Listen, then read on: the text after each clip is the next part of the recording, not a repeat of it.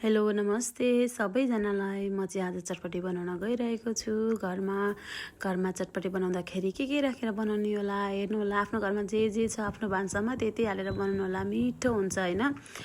अनि हामीले बजारमा त सधैँ खाइरहेछौँ नि त बजारी कुरा हालेर। अनि मैले चाहिँ प्याज काटेँ, अनि टमाटर काटेँ हैन। त्यसपछि धनियाँको पत्ता, अनि त्यसपछि चना भटमास केराउ हालेँ भुटेर हैन। त्यसपछि चाउचाउ ल्याएँ, चाउचाउ हाल्छु। अनि आलु उसिनेछु, 4-5वटा आलु उसिनेर हालेछु।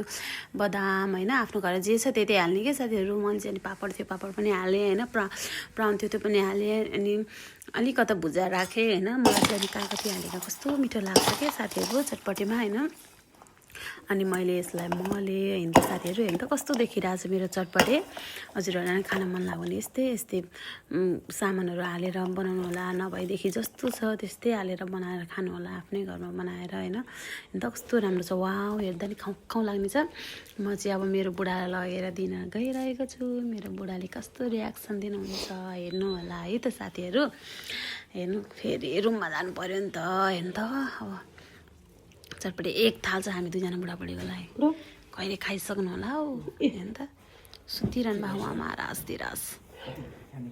चटपटी खानु बोलाएको, त्यही पनि हेर्नु न। ल उठेर हिँड्नुभयो, अब के भन्नु। अब आउनुभयो साथीहरू। ल अब चाहिँ के भन्नुहुन्छ है उहाँले, मको नि कुरा सुनिदिउँ न त। कस्तो छ बुढो?